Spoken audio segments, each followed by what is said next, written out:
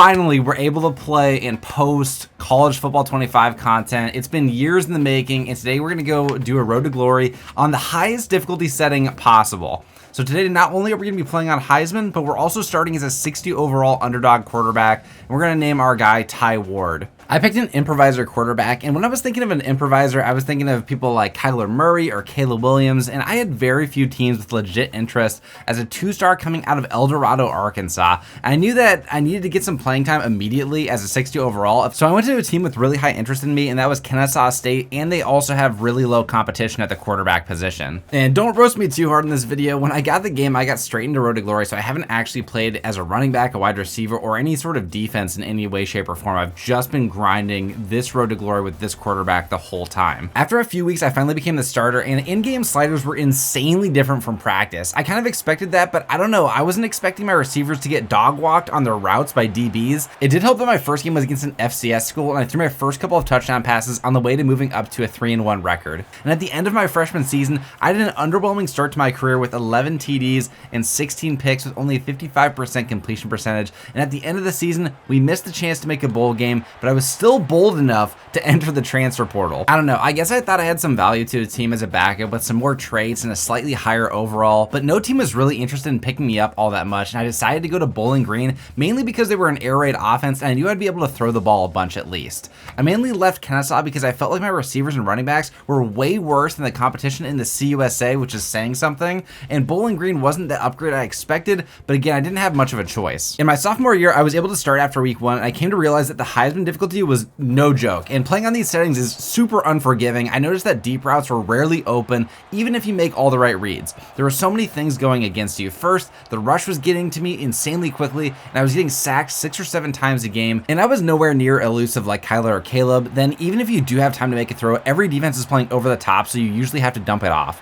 And defenses play such tight zone that even if you hit your receiver in the gaps of a zone over the middle, it's almost guaranteed to be a knockout. A deep ball has to be lofted, and to be honest, it's a prayer even if your receiver is getting pressed, has a press breaking ability, and has a 10+ speed advantage with no safety help. Sometimes the results honestly feel totally random. I'd make a throw to a guy that's blanketed on a drag route in man, and somehow he breaks 3 tackles and takes it for a touchdown, and then at the same time I'm making perfect reads on deep balls that end up being pick sixes. And fumbles, dude. Fumbles happen all the time without warning and on a lot of sacks. There's an ability to limit fumbles in the pocket, but as a 60 overall, you're so worried about getting your throw power up from an 83 or working on some of your other attributes that you don't have points to waste on not fumbling on sacks.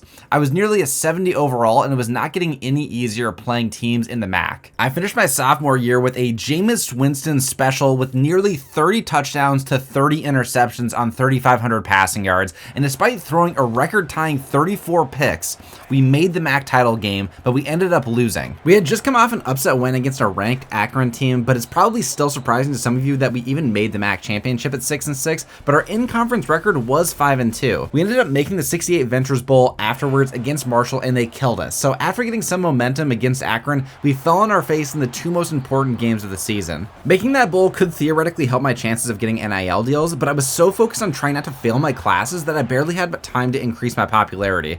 I had a friend who cheated on a test in Road to Glory, and they didn't get caught, but they ended up failing the test and got academic probation, which sent them from being the 1st-string wide receiver down to the 4th string when they came back from that probation. I couldn't afford a setback like that if I wanted to hit 99 or actually make it to a college football playoff. After the bowl game, you guessed it, I transferred again, this time to Baylor. And Baylor was a slight step up, and I felt like I was actually legitimately going in the right direction. I cut down on my turnovers, but our offense kind of sucked despite also being an air raid style offense. I joined the team partially because we were an 85 overall, but after joining, we ended up dropping to an 82, and we ran the ball way too much with barely any success. And I was dumping weekly schedule points into upgrades, and I ran into some games where I started without being totally healthy. And I actually started one game where I had 70 throw power, and my speed had dropped from 83 to 71. This ended up leading us to finishing with a 5-7 record, and I finished my junior year as a 77 overall. I still felt like I was moving in the right direction. I finished with more touchdowns than picks for the first time in my career, which is sad, but it was the highest quarterback rating too, despite my completion percentage dropping by 10%.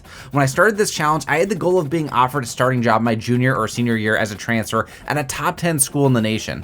When I entered the transfer portal for my senior season, I knew that wasn't going to be happening. I decided to take my talents to a competitive SEC program in Kentucky with some other solid offensive players around me. I was hoping that we could win a few tough games against ranked opponents and maybe pop into the 12-team playoff as an 80 overall, but it became apparent to me immediately that this was not going to get any easier as I progressed. I knew going to the SEC meant playing tougher teams, but we were getting destroyed by Michigan, and then later we lost a close game to South Carolina that was just a heartbreaker. In week 7, we played against LSU, and I'm telling you, I lost all the willpower in my body to play this game and continue this series. I felt completely hopeless, legitimately hopeless that I could do anything meaningful with this quarterback in his entire college career. This felt harder than Elden Ring.